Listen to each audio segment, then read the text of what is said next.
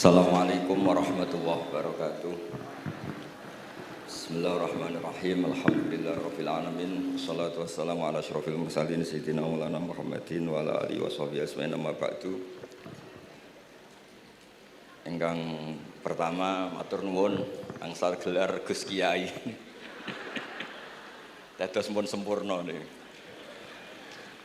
Nggih, teng ngarsa para keluarga besar Mbah Munawir, keluarga besar Mbah Limakmum, sedanten mawon ingkang kula hormati. Ugi alumni senior wonten Mbah Mus, Mbah Idris, sedanten keluarga ingkang kula hormati. Wau Mbah Mus cerita mergi menangi Bali Maksum. Kula sesuai kontrak baca kitab karangan Bali Maksum. Kula pernah digojlok seorang wartawan. Kados ceritane Mbah Mus wau. Saking menyatunya fikih dengan perilaku niku maling mawon bermadhab. Dados wedhus niku nak teng jaba iku ilang, tapi nak babi iku mboten. Mergi maling niku ngerti nak babi iku haram, wedhus niku halal. Pas penjaraan teng Jakarta nggih ngoten, wonten tiyang jarah babi. Jangan ini haram, kambing saja. Jadi saking menyatune pendidikan Islam niku maling mawon tesih gadah madhab. Dinak nyolong niku wedhus mergi halal, ampun nyolong napa? Babi. Niku kisah nyata, kula nate dolan teng daerah mriki. Kenapa ini di luar kalau itu di dalam? Oh, kalau ini di luar enggak ada yang nyolong, Gus. Tapi kalau di mergo sing njaba niku babi, sing jero wedhus. Mergo jare malinge tesih bermadhab. Terus memang cerita-cerita seperti itu kathah mboten sekedar anekdot. Sementing kula badhe crita tentang zuriyah-zuriyahipun Bali Maksum wonten sing nom-nom lah sing kula wani ngandani wonten Mas Hilmi, wonten Mas Zaki, wonten sedanten Mas Afif. Kenapa kitab itu harus dibukukan, harus didokumentasi, dan kenapa Bali Maksum menulis Hujjatu Ahli Sunnah wal Jamaah? Kula boten niat pamer, kula niki nggih pembaca Al-Ibris, pembaca Al-Iqlil, pembaca risalahnya Bali Maksum Hujjatu Ahli Sunnah wal Jamaah. Saya juga baca buku-buku karangan orang-orang dulu, terutama tiang Indonesia. Karena Mbah Mun sering pesen wa ma arsalna mir rasulin illa bilisani qaumi. Jadi orang itu jadi rasul itu pasti dengan gaya atau budaya masyarakatnya. Termasuk wong desa niku hormat tamu. Nah ning kota niku bentuk hormatnya beda. Mulane wonten kiai desa muni fal yukrim jarahu iku nak ketemu tangga takok, nak ora takok sombong. Nak kiai kota walian, nak ketemu tangga aja takok, iku ganggu privasine wong. Dados makna ikram tetep tapi implementasinya bilisani qaumi. Orang kota itu kalau sering ditanya itu mesti protes karena privasinya terganggu. Tapi kalau di kampung itu suka ditanya karena itu dianggap keramahan. Makanya kula niku termasuk orang yang jarang bertamu. Kula gadah trauma kalian kakakipun Gus Zofur Gus Kamil. Beliau berkeyakinan silaturahim itu sae. Dolani alumni. Bareng didolani assalamualaikum matur nuwun Gus rawuh. Niku alumni niku ilang, awan-awan misal. Mergo kepengin hormat nyembelih ayam, ayame jek dolanan. Pitik itu teng desa kan pacare kuatas, golekane angel. Bar salam niku ilang sampai sak jam. Bale runtusen, pitike mboten kecekel. Akhirnya ngapunten Gus mboten saged hormat, ngapunten mboten saged hormat. Itu bukti bahwa implementasi syariat Rasulullah itu juga harus dipikir. Ojo pepe seneng silaturahim, santri alumni melarat kerja teng pabrik jam 09.00 didolani. Akhirnya mikir, sitok kiaiku, sitok bosku. Nak hormat kiaiku diamuk bosku, nak hormat bosku gak hormat kiaiku.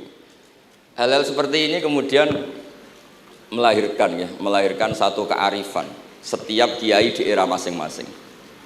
Terus kula mboten berargumentasi membela diri niku mboten, tapi memang bapak kula kesaksiane Mbah Mus, beliau teman bapak kula niku seneng silaturahim. Teriyen bapak ki sering dawuh teng kula. Sok kowe ya ora kaya aku. Mbah Mun ki sering dawuh teng kula, kowe ya aja kaya aku, wong beda zaman. Karena tadi dolan ning santri sing mboten enten, assalamualaikum terus ilang ngejar pitik awan-awan. Pitike nggih macam-macam kegiatane pitik. Intinya mboten kecekel. Kemudian niki teng kanca-kanca teng adik-adik sing hafid sing hamalatil Quran. Kula pesen belajar niku nggih, belajar sisi belajar itu harus cari sisi ekstrimnya. Kalau bolak-balik matur di berbagai kesempatan. Wow, kekhawatiran Mbah Mus kalau ada orang hanya kembali ke Quran itu memang bahaya sekali. Bayangkan kalau ada orang misalnya hanya mengharamkan al-jam'u bainal ukhtain, karena itu yang disebut Quran wa antasma'u bainal ukhtain. Jadi yang haram itu menikahi kakak dan adiknya, adik dan kakaknya sekaligus. Di situ tidak ada penjelasan perempuan dan budenya, perempuan dan mbahnya.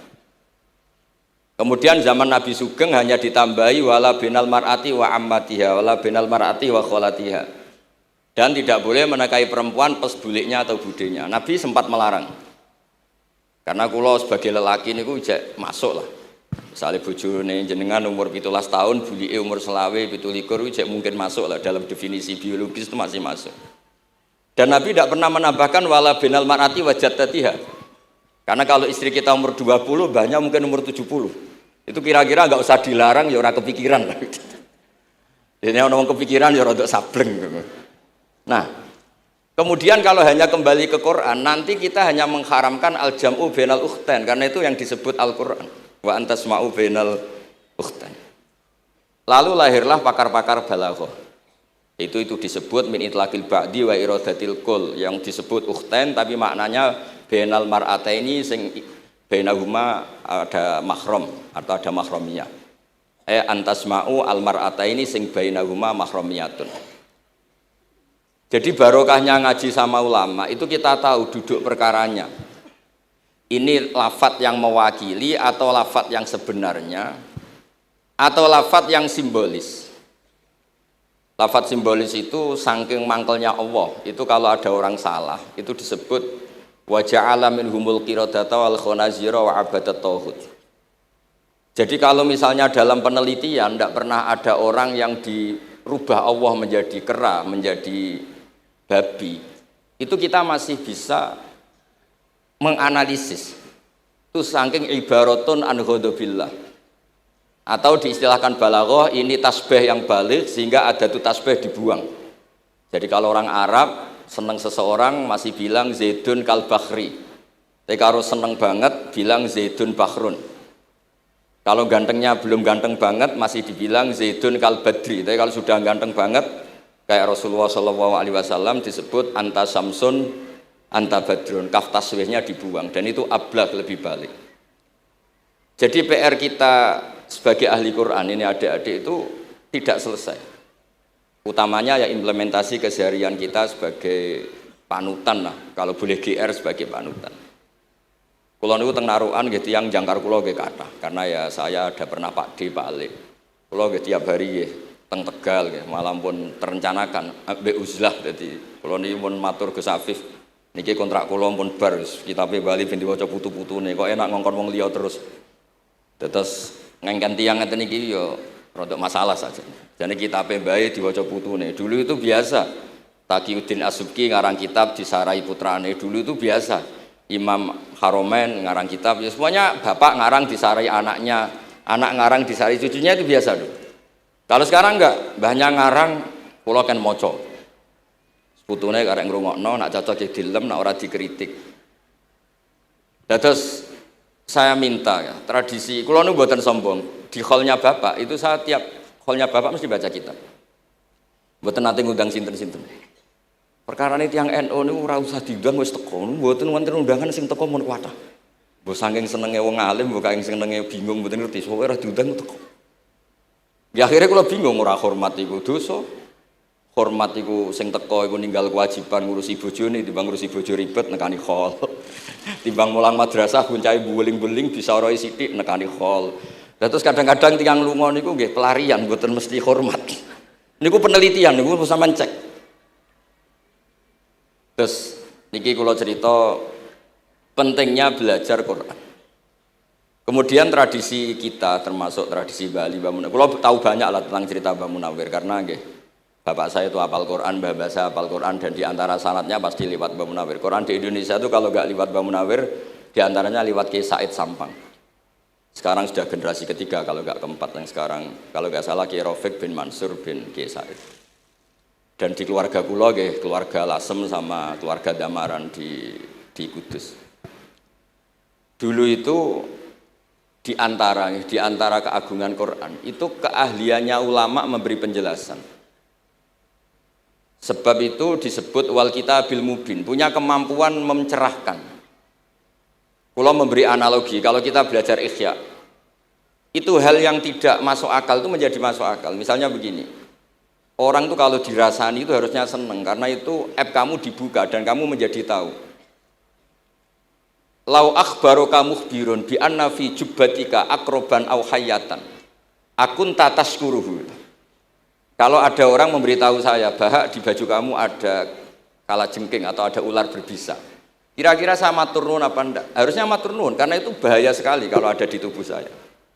Harusnya ketika orang itu dikritik dengan kesalahan yang nyata, bukan fitnah, kesalahan yang nyata. Kesalahan Anda itu lebih mudirrah fi dunyaka wa akhiratik. Kesalahan Anda itu bahaya sekali di dunia dan akhirat. Sekarang kamu menjadi tahu karena dikasih tahu.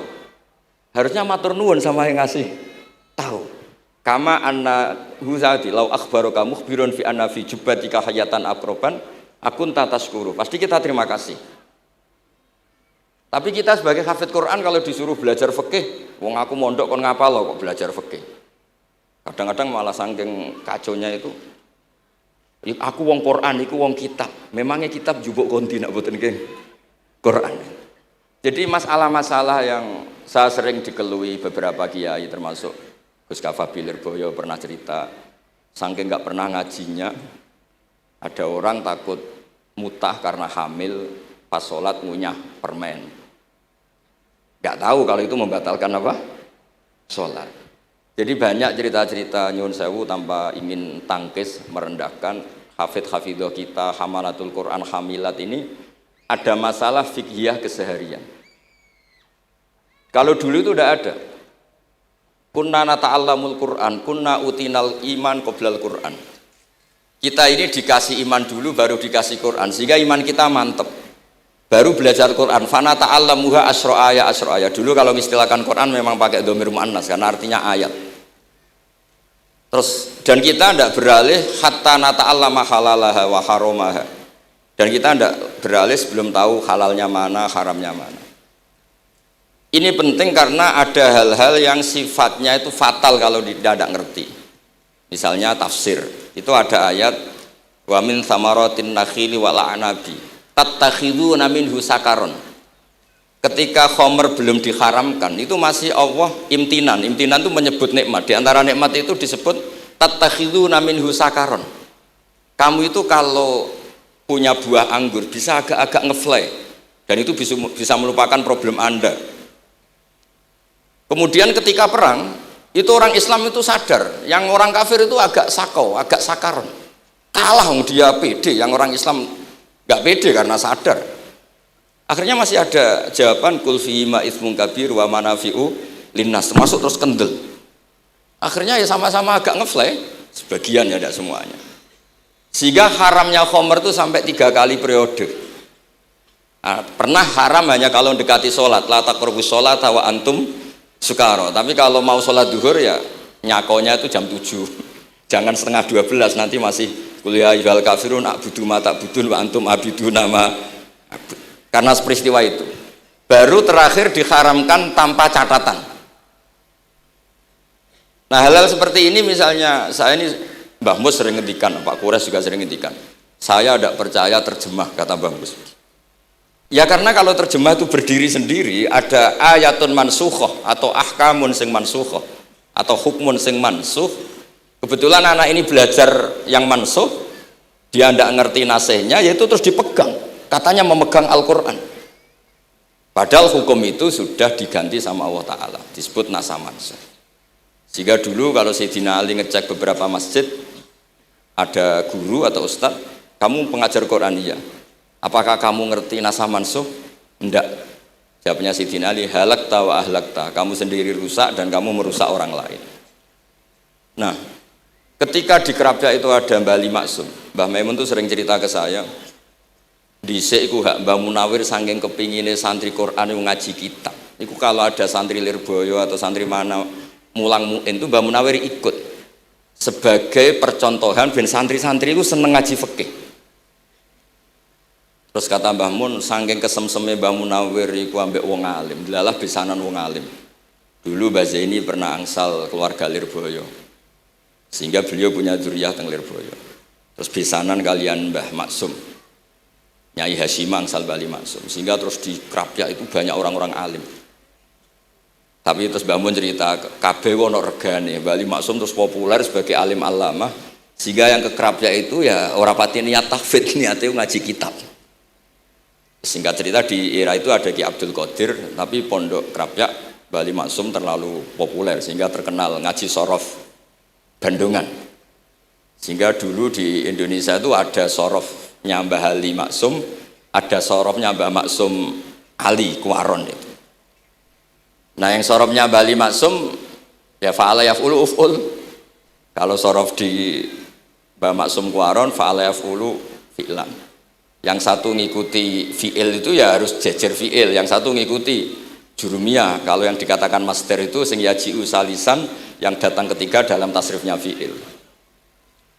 Sebab itu terus tradisi sorof tadi yang dalam apa itu latihan munakosah tadi diteskan anak-anak. Itu memang penting karena kalau kita nanti belajar sab'ah, sorof itu segala-galanya. Misalnya qiraatu Nafi' itu bacanya fala yuhzinka qauluhum. Karena beliau berkesimpulan kalau khazana yahzunu husnan itu susah, bukan menyusahkan. Yang makna menyusahkan itu af'ala yuf'ilu ifalan, sehingga qiraat apa ya antara fala yuhzinka qauluhum sama fala yuhzinka qauluhum. Tapi Imam Asim cara berpikir secara riwayat tentu qiraah itu sunnatun muttaba'ah. Banyak lafadz yang sudah seperti itu sudah mutaaddi, kayak kota layak tulu kotlan itu kota lahu bukan akta lahu, sehingga beliau menganggap khazana yahzunu sudah mutaaddi binafsih, jadi nggak perlu dibaca fala yuhzinka qauluhum, cukup dibaca fala yahzunka qauluhum. Dan saya berkali-kali matur teman-teman yang mengkaji Quran, kafa'ah yakfu'u kuf'an itu bacaannya Imam Nafi', karena memang yang maknanya mukafa'ah itu mahmuslam. Tapi orang Quraisy itu nggak suka hamzah, sehingga ditakhfif menjadi kafa'ah yakfa'u kufuan, meskipun mereka tahu kalau itu mahmuslam. Nah Imam Asim di beberapa bentuk fi'il itu masih memahmuskan, misalnya Allahu yastahzi'u bihim, di isim fa'il juga mustahzi'un. Tapi kalau masdar beliau bacanya huzuan, kufuan. Padahal di fiilnya bukan nabiun, tapi nabi ibadi anni anal ghafurur rahim. Tapi di nabiun jadi nabiun, harusnya kan nabiun. Fa innan nabiyya man naba'anillah. Yang dikatakan nabi itu orang yang menceritakan ketentuan Allah. Harusnya nabiun. Sehingga qiraatun Nafi' ya tetap wan nabiin, ya ayyuhan nabiu. Nah, berkahnya Mbah Munawir orang terus menjadi tahu qiraat sab'ah. Dan berkahnya Mbah Ali kemudian orang tahu duduk perkaranya. Kalau nabiun dari nabiun bimakna man akhbaro anillah. Dan terus berkahnya wow, kalau saya boleh GR berkah Gus Gofur kula berkah ngeten-ngeten iki duka Kiai Peres napa Kiai Media mboten roh. Berkah ini terus kula ngomong terus. Saya tidak khawatir salah, bukan karena saya maksum ndak. Wong Islam pun pinter. Nak bener minallah, nak salah kok Gus Bah. Jadi kula niku umat gelum. Jadi penak wong Islam niku penak. Kula nu sering tahajud nak ndonga ya Allah, kula niku pede mawon nerangno Quran. Mergo tiyang Islam pun sae. Nak bener jare jenengan, nak salah kula. Lah nak kula sing salah nggih sederhana mawon. Kula abdun, kula kawula, kula nak ndonga nggih Rabbana dzalamna anfusana. Sebelum disalahkan orang juga saya sudah merasa salah. Wa akharuna atarafu bi dzunubihim khalatu amalan shalihah wa akharuna wa sayya. Mulane kula suwun kangkang mbak-mbak sing khatam Quran pede mawon. Bahwa yang Anda lakukan menghafal Quran itu sudah benar. Meskipun Anda tidak sempurna, misalnya Anda tidak faham, Anda tidak bisa melakukan. Khifdhu kalil Quran huwa al-khifdullah. Kamu menghafalkan Quran itu sudah menjaga lafaz-lafaz Quran. Sehingga lafaz Quran tetap mutawatir, lafaz Quran tetap ma'ruf, tetap masyhur, sehingga ketika ada yang memasukkan Quran konangan. Tapi kalau yang hafid sedikit, lam yablugh adadat tawatur, takutnya kalau ada yang menyalah, ada yang apa, itu tidak diketahui. Di barokahnya hamalatul Quran sing aksar wa aksar itu kita terjaga. Nah, itu yang dimaksud Mbah Mus, Quran itu harus jadi budaya. Ning desa iku wong ra salat lah. dengar ada warung ayamnya tiren nggak disembelih itu tidak mau makan, haram. Padahal dia ini rasolat itu lebih dari haram. Tapi tetap nggak mau makan ayam tiren. Nggak sholat disuruh makan babi ya nggak mau, haram. Sampai tadi yang nyolong saja milih wedus bukan melkeng babi, karena babi itu haram. Jadi saya pernah digojlok sama wartawan, Pak Bahak, wah fikih Indonesia itu hebat, sampai maling saja masih pakai fikih itu. Jadi kalau nyolong itu milih yang halal bukan yang haram. Bon niku bentuk hormat kula teng keluarga Mbah Ali, bentuk hormat kula teng Mbah Mus teng sedanten keluarga niki kula badhe maos kitabipun Mbah Ali. Kula pancen pengagum kitab-kitab yang dikarang orang Indonesia. Mereka kita anggap niku lebih aplikatif lah, karena dikarang orang yang trauma dengan Indonesia. Kemudian setelah trauma ingin membenahi Indonesia. Misalnya jenengan ngertos sesajen, mbok haramno iku tradisi, mbok barno iku sawangane kok dekati sirik ning pinggir wit gede. Akhirnya dimodifikasi wis mangan-mangan, kumpul-kumpul tapi tahlilan. Lah masuk tahlilan la ilaha illallah barani kalimatu syirkin. La ilaha illallah itu kalimatu syirkin kalau dilafatkan di bawah pohon. Terus piye logikane ku piye? Kalau bolak-balik matur. Hadhil kalimah sara bihal kafiru mu'minan. Fa kaifa saral mu'minu kafiran juga bihadhil kalimah, itu logikanya enggak ketemu. Orang yang kafir puluhan tahun saja sekali melafatkan la ilaha illallah Muhammadur Rasulullah, qul lil ladzina kafaru iyantahu yufar lahum ma qad salam. Selesai, sara mu'minan. Bihadhil kalimah. Kemudian kalimah yang sama ketika kita baca dianggap kita ini kafir juga bihadhil kalimah. Akhirnya dengan modifikasi khas Indonesia, kearifan Indonesia, tetap sesajen tapi tahlilan, tetap melakukan hal-hal Jawa tapi dimodifikasi menjadi Islam. Kalau kita misalnya orang modern nggak ingin mengganggu orang lain yang kita tamui, gampang dalilnya. Ada ayat la tadkhulu buyutan ghaira buyutikum. Kamu jangan sowan ke orang lain atau dolan ke orang lain. Hatta tastanisu. Ukurannya bukan salam dulu, bukan hatta tusalimu, hatta tastanisu. Jika kamu merasa nyaman, kamu bisa ngukur tingkat akrab kamu. Kamu bisa ngukur jamnya orang itu. Kamu bisa ngukur kebutuhan orang itu. Butuh saya ndak? Kenapa mertamu pengen kayak duit bebas jam? Atau kamu orang cantik yang kamu tamoni sing seneng kue bebas jam? Tapi aku apa nagih hutang. Mertamu orang yang kamu tagih itu mesti kamu dianggap problem. Atau mertamu orang yang enggak akrab di jam istirahat, tentu kita dianggap problem. Makanya ukurannya Quran tuh hatta tastanisu, kamu merasa nyaman. Istiqnas itu nyaman, enjoy. Kayak saya dolan di Gosofur kan akrab mulai kecil teman saya. Mungkin bisa ngabaikan jam. Tapi kalau saya dolan di kiai yang enggak kenal saya, mungkin kedatangan saya dianggap problem karena di jam tertentu. Saya harus mikir, kayak apa hebatnya Quran ketika bikin aturan la tadkhulu buyutan ghaira buyutikum hatta tastanisu. Setelah nyaman nggak apa-apa waktu salimu, jangan salam dulu. Istiqnasnya nggak kena, salamnya geger. Akhirnya banyak kiai keselak. Assalamualaikum pas makan, nggak dijawab. Assalamualaikum. Nah hal-hal seperti itu harus santri-santri ini kalau niat ngandani lari-lari, bukan niat ngandani kiai-kiai, harus waqafil qalb, harus warrasikhuna fil ilm. Tahu betul kualitas hatta tastanisu. Kamu itu merasa nyaman istiqnas. Kemudian rasa nyaman ukurannya apa ya? La dororo wala diror. Kamu tidak ganggu diri kamu sendiri, juga gak mengganggu orang lain. Sehingga setelah itu semua baru watu salimu ala ahliya. Nah andai kan kita, ya tadi dawe Mbah Mus, kita semua sudah seperti itu. Kalau bertamu di orang ya kita ngukur tingkat akrab kita, tingkat dibutuhnya kita. Sehingga di tradisi NU itu ya dolan kiai pendak diundang karena itu pasti diinginkan. Wong kula nate diceritani pernah misanani Mbah Mun. Kula nate Gus ditiliki Mbah Mun mboten seneng. Kena apa? Beliau pas khutbah Mbah Mun rawuh delalah Mbah Mun jarak salat ning saf awal. Bar niku tiyange meruntus meriang. Karena khotib tuh harus naik ke mimbar kudu ngandani takwa usikum wa nafsi takwa. Teng isore niku Mbah Mun. Walhasil terus loro terus wan yai. Mbah, nak dolan nggih dikira-kira, ampun pas Jumatan. Semenjak niku Mbah Mun Mbah Sahal niku nak Jumatan teng mburi. Mbah Sahal niku kalau Jumatan itu sudah komat gelar, beliau keluar dari mobil serenane niku. Miyos terus salat terus kundur. Kula dulu janggal iki wong alim alama nak salat kok mburi. Ternyata itu enggak ingin jadi problem bagi khotib.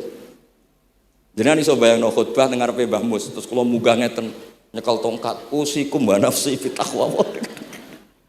Terus apa ya? Akhirnya terus kula niku kan jare wong akeh, mbotenan Bu. Ora jare wong akeh ora rada iso ngaji. Kula nek Jumatan niku guri gara-gara diceritani niku. Ternyata khotibe ge cerita kula, matur nuwun Gus, pokoke nek pas Jumatan aja ketok. Dianggap musibah, kedatangan kula dianggap musibah. Nah, hal seperti itu ya ukurannya gampang, kata napa? Tastanis. Pun niki kula maos terakhir niki, Pak Don niki Gus Ilmi, Gus niku sing Gus Hafiz pokoke sing waris-waris niki. Niki cerita kemarahanipun Mbah Ali Maksum ngadepi firqah-firqah kelompok-kelompok sing mboten jelas nih. Oleh ngendikan niku kula masih ingat karena saya khatam kitab ini itu 2 kali.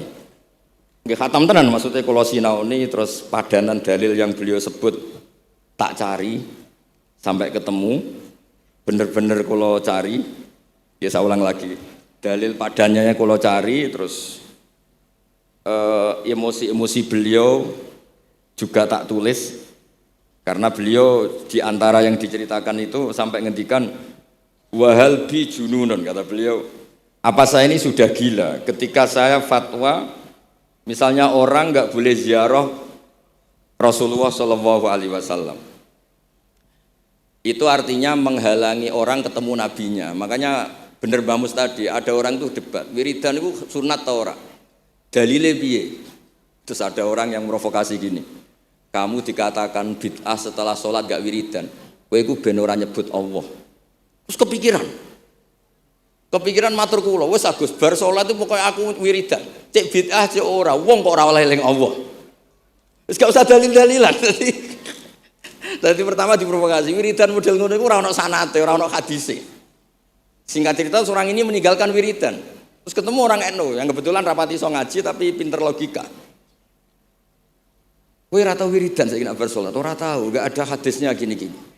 Kowe iku dibodoni, ben kowe iku ora tau nyebut Allah, ora eling Allah. Muring-muring tiyang niku. Akhire anggar bar salat wiridan. Mboten dalil-dalilan cara Mbah Mus, mboten dalil-dalilan.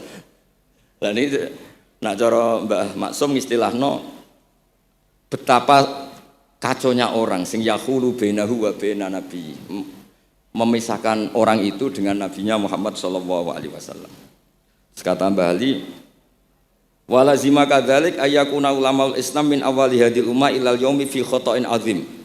Haitsu annahum ya'taqiduna fi kutubihim ad-diniyah al-abwab wal fusul.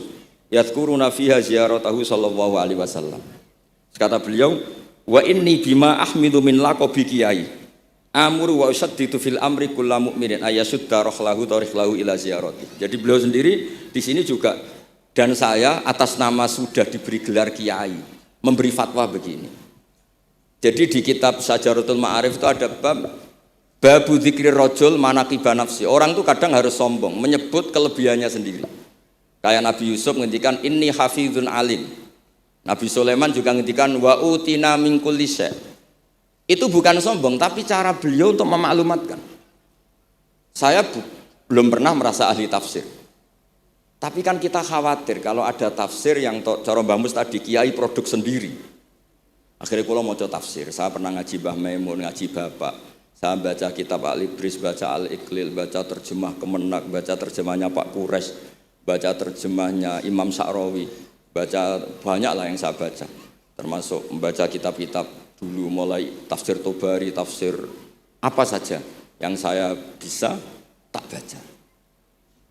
Bukan karena saya merasa tahu enggak, tapi kayak apa umat ini kalau dapat ilmu dari orang yang tidak kredibel. Kalau misalnya itu sombong, nah sekarang dokter gigi juga nulis, dokter gigi, dokter jantung, itu kalau enggak nulis ya enggak tahu kan barokahnya. Makanya kalau suwon santri-santri misalnya jenengan ahli takrib itu semua untuk rumah. Ahli takrib medium. Spesial bab ibadah.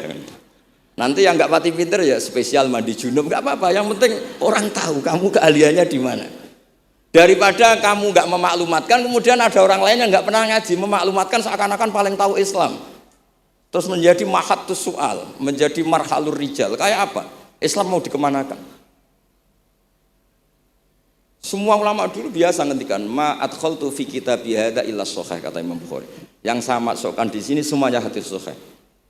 Dan sebelum saya masukkan sholaitu rakaatain, saya sholat dulu. Semuanya menggaransi kitabnya. Makanya di Syajaratul Ma'arif ada babu dzikri rajul manaqiba nafsi. Yaitu ketika Nabi Yusuf menghentikan inni hafizun alim. Nabi Sulaiman menghentikan wa utina min kulli syai'. Wal anbiya kulluhum yaqulun inni lakum nasikhun amin. Semua nabi pasti maklumatkan diri inni lakum nasikhun amin. Saya ini penasihat terbaik, nasihat yang bisa dipercaya. Kemudian ketika ada zamanul khiddi, zaman hasud, zaman orang enggak fair, seakan-akan seperti itu tuh keangkuhan. Coba Mbah Habib Bisri menamakan kitabnya itu Al-Ibris. Al-Ibris itu apa? Emas yang murni. Makna saya cari di berbagai kamus maknanya Al-Ibris itu emas yang murni. Kayak apa? Semua kitab juga dinamai dengan nama-nama keren. Al-Iqlil, Al-Ibris, Fathul Bari. Jadi enggak apa-apa. Kayak ini juga dinamai Hujjatu Ahli Sunnah wal Jamaah, argumentasi mazhab Ahli Sunnah wal Jamaah. Sekolah teruskan sampai beliau ngendikan wahal bi jununun hatta usdira amri lil mu'minin alla yazuru rasulahum wa waliya ni'matim alladzi lahu fi unuqi kulli mu'minin minna. Masa saya ini menjadi gila karena menfatwakan orang Islam tuh enggak perlu ziarah ke Rasulullah sallallahu alaihi wasallam. Terus kata beliau, la yadri madza yaf'al annahu yaqulu baina ibadillah wa baina rahmatillah. Fa innahu sallallahu alaihi wasallam rahmatullah lil alamin. Fal ya'rif dzalik ulaikal maniun liya'lamu fi ayyi mauqifin hum. Terus Mbah Ali itu juga yang katanya seneng guyon, kula mboten menangi Mbah Ali tapi nate pirsa nate ngertos pas beliau rawuh di mbah saya di Pernambah kula teng kene Al Wahdah teng Lasem. Kula kecil tuh menangi Mbah Ali, menangi Mbah Hamid. Karena Mbah Hamid itu masih sepupu mbah saya. Semua yang di sini juga masih keluarga saya, sama-sama Bani Abdul Aziz. Itu yang katanya Mbah Ali seneng guyon. Tadi di bab-bab seperti ini ngendikan wahal bi junun. Apa saya ini sudah gila? Melarang orang bertemu nabinya. Kemudian mereka berdalih takut menuhankan nabi itu tidak akan terjadi. Kata kitab Ithaf, hadil ummah maksumah. Umat ini akan dijaga Allah, tidak akan menuhankan Rasulullah SAW kayak kaum Nasrani menuhankan Isa. Kata kitab Ithaf, bibarokati sighotis sholawat, dengan barokahnya sighat sholawat. Beliau ngendikan, wan nabiyyu sallallahu alaihi wasallam wa in jalla qadru muhtajun ila rahmatihi ta'ala. Sighat sholawat itu kan unik. Allahumma, Allah itu Tuhan, sholli ala sayyidina Muhammad. Hadzal nabiyyu wa in jalla qadru muhtajun ila rahmatihi ta'ala. Jadi kita mengekspresikan mahabbah bahwa Nabi itu ahabbul khalqi ilallah.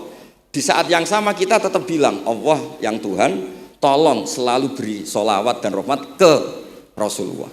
Berarti duduk perkaranya tetap Allah sebagai Jalla Jalaluh, Nabi apapun mulianya abduhu wa rasuluh. Jadi sholawat itu sudah sehat yang insya Allah tidak akan menjadikan hadil ummah mengkultuskan Nabi hatta rafa'uhu ila darajatil uluhiyah. Karena barokahnya sehingga sholawat tetap Allahumma al-mu'ti wa nabi wa injalla qadruh al-mu'ta yang dikasih. Jadi hadis syighot itu sudah syighotul tauhid, syighotul mahabbah, syighotul alaqah baini wa baina Rasulillah sallallahu alaihi wasallam. Kayak apa hadil ummah? Ya tapi tadi bener dawuh Mbah Mus. Nerangno ngene iki bagiane kiai ning desa ora usah diterangno wis sholawatan. Jadi kepenak ora usah dalil-dalilan wis sholawatan. Tapi memang resiko gak ada yang menerangkan suatu saat kalau ada itsaratus syubuhat itu terus mereka bahaya. Makanya ada yang ngalahin nerangno sepatus ini masih terjaga. Terus niki kula nyuwun sangat, kula niku pancen bapaknya bapak saya. Bapak saya semane Mbah Nur Salim gak ada bapak namanya Mbah Nur Sam. Duka niku sepuhe niku seneng uzlah. Kula niku duka niat sepundi tapi memang mungkin faktor gen ya. Saya itu termasuk orang yang nyun sewu sekali terganggu kalau sering ada acara-acara malah nih mun wayahe lah niki mun wayahe Mas Afif, Gus Zaki napa Gus Ilmi mus wayahe nyai, wayahe ngaji mulang kitab mbah iki teng ngarepe wong akeh dadi nak salah izin. Ojo ngomong ngarepe santri keliru jari laduni benus. Sok repot. Terus niki mboten niat menapa ngoten mawon. Assalamualaikum warahmatullahi wabarakatuh.